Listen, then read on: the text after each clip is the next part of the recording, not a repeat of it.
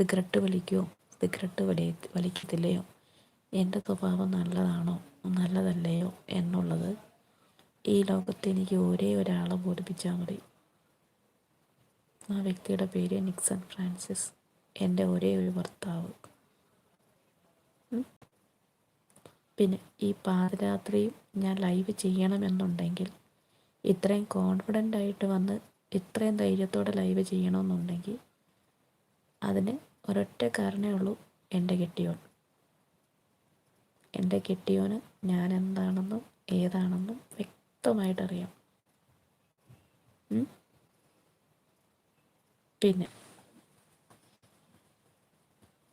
ഞാൻ മദ്യപിക്കുകയോ മദ്യപിക്കത്തില്ലയോ, cigarette വലിക്കുകയോ cigarette വലിക്കത്തില്ലയോ, എന്നെ സംബന്ധിച്ച പേഴ്സണൽ ഡീറ്റെയിൽസ് ഒരിടത്തും റിവീൽ ചെയ്യാൻ ഞാൻ ആഗ്രഹിക്കുന്നില്ല. പിന്നെ